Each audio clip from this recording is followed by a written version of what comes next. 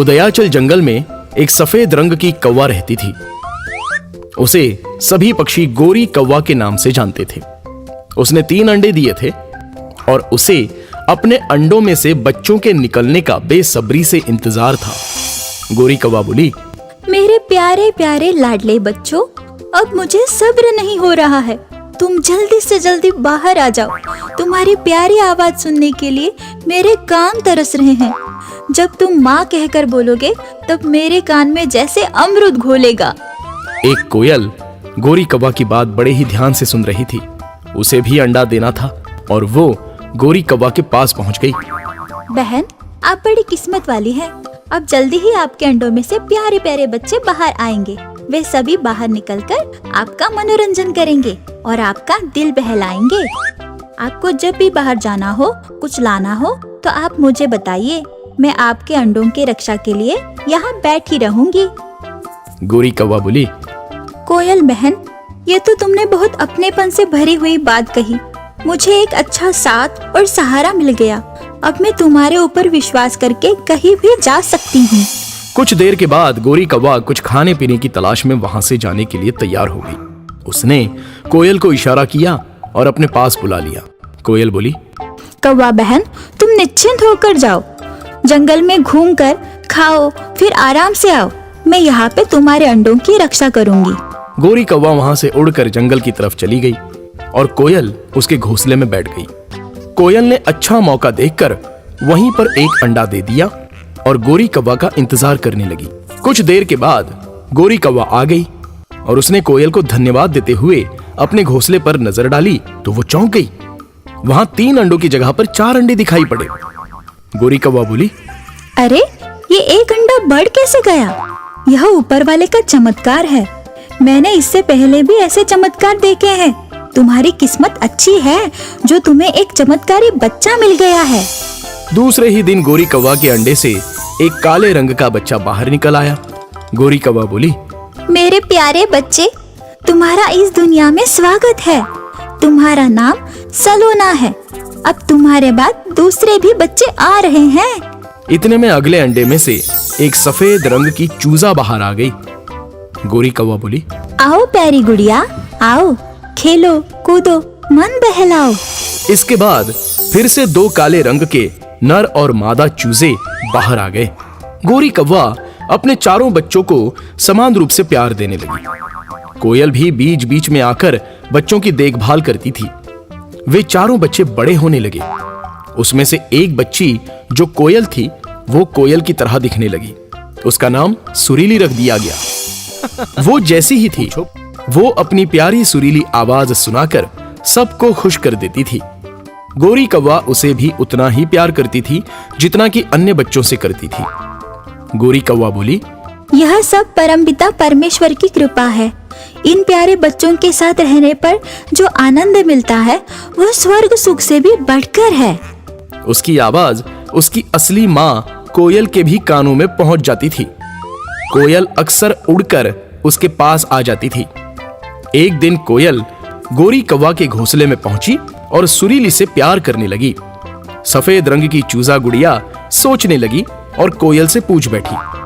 गुड़िया ने कहा, चाची, एक बात बताइए कि आप सुरीली से ही बहुत प्यार क्यों करती है? सुरीली की आवाज बहुत प्यारी है, शायद इसीलिए आप उससे प्यार करती है। कोयल इस प्रश्न का उत्तर नहीं दे पाई। इतने में वहां गोरी कौवा आ गई। गोरी कौवा ने कहा, कोयल बहन, मैं जानती हूँ कि सुरीली आप ही की बेटी है। आपको अपने बच्ची से बहुत प्यार है। आपका इस पर अधिकार है। आप इसे ले जा सकते हैं। मैं जानती हूँ चौथा अंडा आप ही का था। कोयल ने कहा, हाँ बहन, तुम सही कह रही हो। मैं स्वार्थी हूँ, मतलबी और आलसी हूँ। मैंने अपने लिए घोंसला भी नहीं बनाया और अपने अंडों को तुम्हारे पास रख दिया। तुमने इसे पाला, अब तुम्हारा ही अधिकार इस पे है। बहन, तुम्हारा अधिकार सबसे ऊपर है। तुम इसकी वास्तविक माँ हो।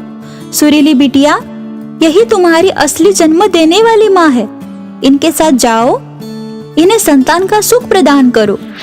सुरीली बोली, नहीं माँ, मैं तुम्हें छोड़कर किसी के पास भी नहीं जाऊंगी। मेरी असली माँ तुम ही हो। मैं तुमसे दूर नहीं रह सकती। यह चाची हमारे पास घोंसला बनाकर रह सकती है, लेकिन मैं तुम्हारे घोंसले में ही रहूंगी। गोरी कौवा बोली, हाँ बहन, यही पास में ही घोंसला बना लो और सभी बच्चों का ध्यान रखो।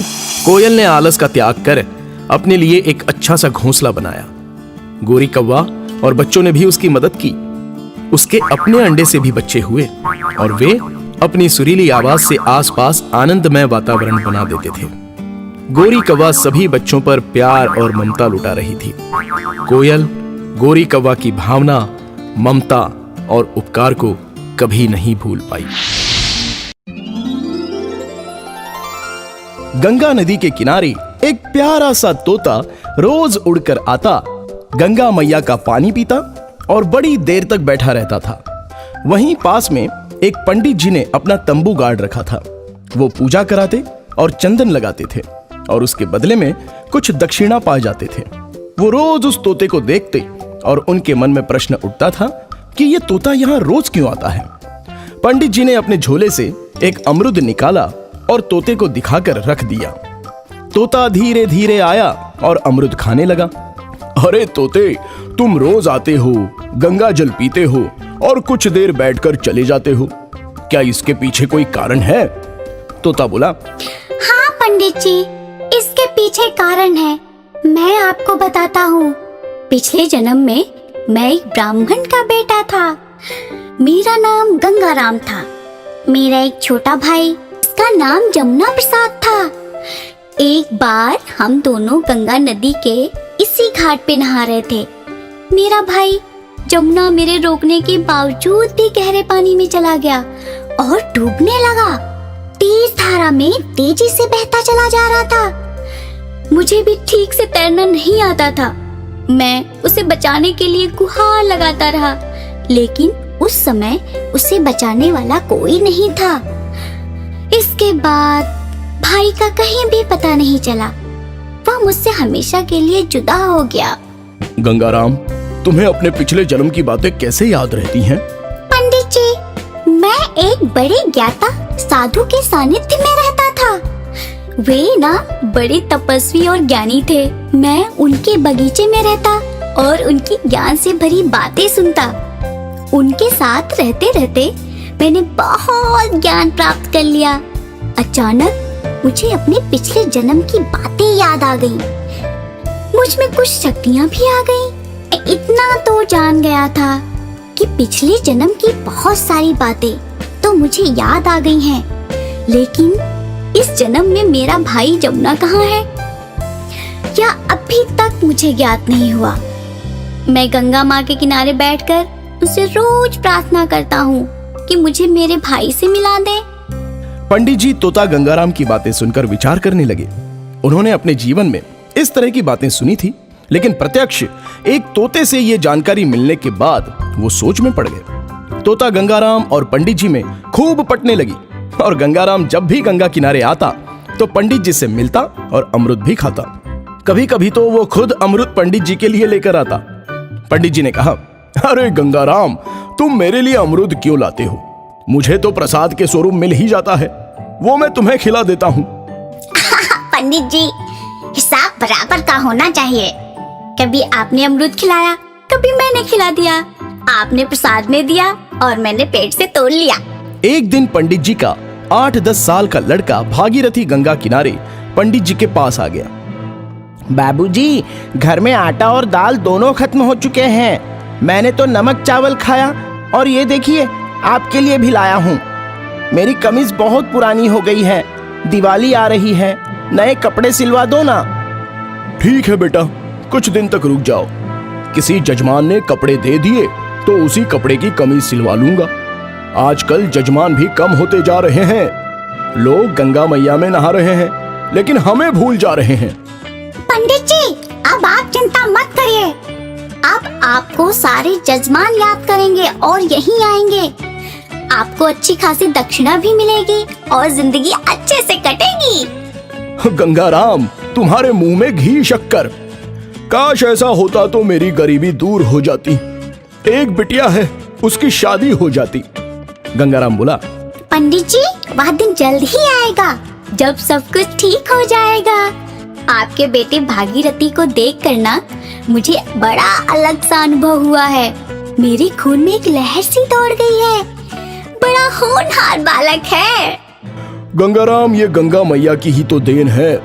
एक बार गंगा मैया में बहुत बाढ़ आ गई, बहुत से लोग बेघर हो गए, कई लोगों की जानें भी चली गई, कई लोग अपनों से बिछड़ गए। एक छोटा सा 6 महीने का बच्चा एक लकड़ी पर बहता हुआ मुझे दिखाई दिया।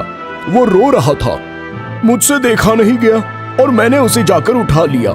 मैंने चारों तरफ पूछताछ की लेकिन कोई जानकारी नहीं मिली। तब मैंने उसे अपने ही घर में रख लिया, अपना बेटा बना लिया। मेरी धर्मपत्नी ने भी उसे सीने से लगा लिया और अपना लिया। कभी कभी मुझे बहुत दुख होता है कि गरीबी के कारण मैं उसका ठीक से लालन पालन नहीं कर पा रहा हूँ। वो किसी बड़े घर का लड़का है और उसकी किस्मत में गरीबी आ गई। गंगाराम बोला, पंडित जी सब ठीक हो जाएगा।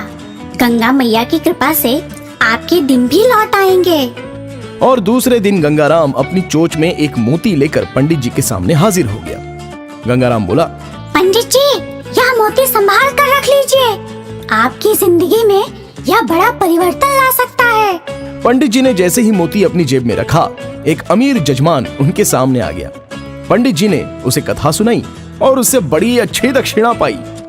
इसके बाद कई जजमान आने लगे और पंडित जी को बहुत अच्छी अच्छी दक्षिणा मिलने लगी।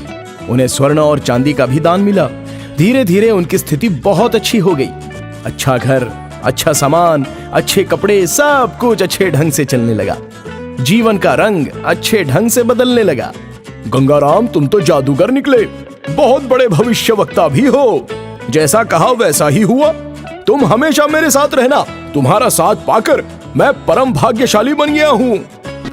एक दिन पंडित जी का लड़का भागीरथी गंगा किनारे आया और नहाने के लिए उतर गया। वो आगे जा ही रहा था लेकिन गंगाराम उसे रोक रहा था। भागीरथी नहीं माना और आगे चला गया। पानी गहरा था, वो डूबने लगा। पंडित जी चिल्लाए, अरे बाप रे, मेरे बच्चे को बचाओ, वो डूब रहा है। गंगाराम की आंखों से रोशनी निकली और बच्चे पर पड़ गई। गंगाराम बोला, हे गंगा मैया, मेरे भाई को बचा लो। अब दोबारा मैं इसे डूबते हुए नहीं देख सकता। भले ही मेरे प्राण ले लो, परंतु इसे बचा लो। अचानक चमत्कार हुआ। भागीरथ पानी के ऊपर से बड़े आराम से गंगाराम की तरफ आने लगा, जैसे उसे कोई अपनी गोद में लेकर आ रहा हो। पंडित जी भी अद्भुत नजारा देखकर आश्चर्य में पड़ गए। खुशी के मारे उनसे कुछ बोला ही नहीं जा रहा था। वो आगे बढ़े और उन्होंने भागीरथी को उठाकर कलेजे से लगा लिया। गंगाराम बोला, बहुत बहुत धन्यवाद गंगा मैया, जो आपने मेरे भाई को बचा लिया। पंडित जी, यही भागीरथी मेरा पिछले जन्म का भाई है। मेरा जमुना, मेरा राज दुलारा, मेरी आंखों का तारा है। इस जन्म में भागीरथी बनकर आपकी दुनिया आबाद करने चला आया है। पंडित जी बोले, गंगाराम, तुम भी मेरे बेटे बन जाओ। आज से मेरे 2 बेटे हैं और 1 बेटी। हम सब अब साथ साथ रहेंगे। गंगा मैया में डुबकी लगाने का बहुत बड़ा फायदा हुआ। मुझे एक जादूगर प्यारा भैया मिल गया। सभी लोग हंसने लगे, मुस्कुराने लगे और खुशियां मनाने लगे। एक बड़ी नदी के किनारे एक वृक्ष पर कई प्रकार के पक्षी रहते थे। उनके बीच में एक सारस और एक कौवा भी रहते थे। सारस नेक, परोपकारी, परिश्रमी और दयालु था, परंतु कौवा बहुत ही स्वार्थी, दुष्ट, आलसी और निर्दयी था। वो अपने बच्चों को घोंसले में छोड़कर दिन भर इधर उधर घूमता रहता था। सारस हर किसी की मदद करता था, सबके संपर्क में रहता था। एक दिन कोयल उड़कर सारस के पास आ गई। सारस भैया, मेरे एक बच्चे की तबीयत ठीक नहीं है, जरा देख लेते तो अच्छा होता। चलो, छोटे चुन्नू को देख लेता हूँ, कल तक बहुत हंस खेल रहा था। सारस कोयल के बच्चे के पास पहुंच गया और उससे पूछने लगा, क्या हुआ चुन्नू, बहुत चुपचाप बैठे हो? रुक जाओ, अभी मैं औषधि लाता हूँ, तुम्हें खिलाता हूँ, तुम उछलने लगोगे। सारस वहां से तुरंत उड़ा और पास जंगल में जाकर जड़ी बूटी लेकर कोयल के घोंसले के पास आ गया। उसने कोयल के बच्चे को जड़ी बूटी खिलाई। सारस बोला, तुम तो एकदम बहादुर बच्चे हो, अब दवा पी जाओ। बीमारी भाग जाएगी। सारस की बात सुनकर चुन्नू भैया मुस्कुराने लगे। एक दिन कौवा कहीं दूर चला गया था। सारस वहीं पर पेड़ के पास बैठा था। एक बाज कहीं से उड़ते हुए आया और उसी पेड़ पर बैठ गया। उसने देखा कि कौवे के घोंसले में कौवा है ही नहीं। दो बच्चे उदास होकर बैठे थे। बाज उनके पास गया और उन्हें डराने लगा। बच्चे उससे डरकर चिल्लाने लगे, तुम यहाँ से चले जाओ, सारस काका हमें बचाओ, यह बाज हमें मार देगा। सारस झट से उड़कर कौवे के घोंसले के पास पहुंच गया और बोला, डरो नहीं बच्चों, मैं आ रहा हूं, अभी इस बाज की खबर लेता हूं। उसने बाज को भी ललकारा, ए बाज, यहां से चला जा, वरना मुझसे बुरा कोई नहीं होगा। हे सारस, तू दूसरों के बच्चों के लिए मुझसे दुश्मनी मत ले, बीच में मत आ। यहाँ हम सारे पंछी एक परिवार की तरह रहते हैं, एक दूसरे के साथ सुख दुख साझा करते हैं। कोई भी बाहरी पंछी हमारी एकता को भंग नहीं कर सकता। बाज ने जब सारस के तीखे तेवर देखे तो भागने में ही भलाई समझी। दोनों बच्चे उसे उड़कर जाते हुए देखकर बहुत ही खुश हो गए। इतने में तेज तूफान आ गया और कुछ देर में पानी बरसने लगा। सब पक्षी अपने अपने घोंसले में छिप गए। कौवा अभी भी नहीं आया था। उसके बच्चे फिर डरने लगे। बरसात तेज हो चुकी थी। कौवा का घोंसला सही स्थान पर ना होने के कारण उस पर बरसात का पानी टपक रहा था। दोनों बच्चे ठंड से ठिठुर गए थे। सारस को उनकी चिंता हो रही थी। वो उड़कर कौवे के घोंसले के पास पहुंच गया।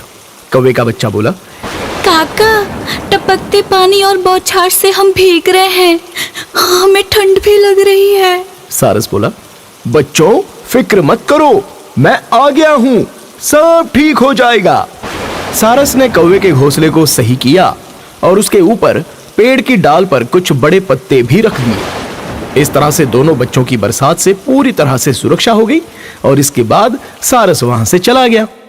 कुछ देर के बाद कौवा आ गया। कौवे के बच्चे ने सारी बात बताई। कौवा भाई, बड़ी देर के बाद आए आप, क्या आपको अपने बच्चों की फिक्र नहीं है? मैं अपने बच्चों का पूरा ख्याल रखता हूँ, मुझे सिखाओ मत, मैं सभी पक्षियों में सबसे ज्यादा चालाक हूँ। मैं जानता हूँ कि आप बुद्धिमान हैं, चालाक हैं, लेकिन मैं आपके बच्चों के भले के लिए ही तो कह रहा हूँ। मैं अपने बच्चों के भले के बारे में तुमसे ज्यादा सोचता हूँ। कौवे की यह बात सुनकर सारस शांत हो गया। एक कोयल उसके पास उड़कर आई। सारस भाई, आप कितने नेक हैं। आपने कौवे की भले की बात कही, लेकिन वह दुष्ट आपका ही अपमान करता रहा। इस दुष्ट को समझाना व्यर्थ है। मैंने अपना काम किया और उसने उसका काम किया। भगवान उसे अच्छी बुद्धि दे। सभी पक्षी सारस के गुणों के कारण उसका बहुत सम्मान करते थे। कौवे का स्वभाव सभी जानते थे, इसलिए उससे कोई ज्यादा संबंध नहीं रखता था। सभी पक्षी सारस को बहुत आदर भाव से बुलाते थे। कौवे को सारस से बड़ी जलन होने लगी। जेठ महीने की दोपहरी में गर्मी बहुत अधिक बढ़ गई थी। एक गोरिल्ला थका हारा आया और उसी पेड़ के नीचे बैठ गया। उसने कुछ फल भी खाए और आराम करने के लिए उस विशाल वृक्ष के नीचे आकर लेट गया। सारस ने देखा कि तेज धूप पेड़ से छनकर सीधे उस गोरिल्ले के मुंह पर पड़ रही थी। सारस ने अपने मन में सोचा कि यह कड़ी धूप इस गोरिल्ले की नींद में विघ्न डाल सकती है। बेचारा थका हारा सोया हुआ है, इसलिए मुझे इसकी मदद करनी चाहिए। सारस को एक तरकीब सूझी और वो पेड़ की डाल पर चढ़ गया। वो उस स्थान पर बैठ गया जहां से धूप पत्तियों के बीच से गोरिल्ले के मुंह पर आ रही थी। सारस ने अपने दोनों पंख फैला लिए और धूप को गोरिल्ले तक पहुंचने से रोक दिया। गोरिल्ला बड़े आराम से सो रहा था और सारस पंख फैलाए उसकी सुरक्षा कर रहा था। कौवा कहीं से भटकते हुए वहां पर पहुंच गया। उसने जब यह दृश्य देखा तो उसके शैतानी दिमाग में एक विचार आ गया। वो सोचने लगा कि ये सारस हमेशा अच्छा पक्षी बना रहता है, आज मैं कुछ ऐसा करूं कि इसका बेड़ा गर्क हो जाए। कौवा उड़ा और उसने जाकर गोरिल्ले के मुख पर बीट करके उड़ गया। गोरिल्ला नींद से जाग उठा। अपने मुख की दुर्दशा देखकर वो गुस्से से लाल हो गया। अरे किस दुष्ट पक्षी ने ऐसी हरकत की? अगर वो मेरे हाथ लग गया तो आज उसकी खैर नहीं। गोरिल्ले ने पेड़ के ऊपर नजर दौड़ाई। सारस पंख फैलाए हुए बैठा था। गोरिल्ले ने सोचा कि यह करतूत इसी सारस की है। गोरिल्ला पेड़ पर चढ़ा और उसने सारस का गला पकड़कर उसे दबोच लिया। सारस कुछ बोल भी नहीं पा रहा था। आज मैं तुझे खत्म कर दूंगा। कोयल ने जब ये दृश्य देखा तो वो झट से उड़कर आ गई। गोरिल्ला भाई रुक जाओ, सारस निर्दोष है। एक दुष्ट कौवे ने आपके मुंह पे बीट की है। यहाँ तो बेचारा आपको धूप से बचा रहा था। आपके चेहरे पे धूप ना आए इसलिए पंख फैला के बैठा था। गोरिल्ले ने झट से सारस की गर्दन छोड़ दी। कोयल बहन, बहुत अच्छा हुआ जो तुमने मुझे ये सच्चाई बता दी, वरना आज मुझसे एक निर्दोष और नेक पक्षी का कत्ल हो जाता। हे सारस भाई, मुझे क्षमा कर दो। ऐ दुष्ट कौवे, रुक जा। आज तेरा आखिरी दिन आ गया है। अब तुझे इस जंगल में कोई सम्मान नहीं मिलेगा। मेरे हाथ मिल गया तो सीधे शमशान मिलेगा। कौवा उड़कर इधर उधर उड़ता रहा। हर पक्षी ने उसका बहिष्कार कर दिया। सज्जन कभी अपनी सज्जनता नहीं छोड़ते और दुष्ट अपनी गंदी करतूतों से कभी बाज नहीं आते। सज्जन व्यक्ति को अपने व्यवहार और कर्म से समाज में सम्मान और यश मिलता है और दुष्ट से सभी घृणा करते हैं।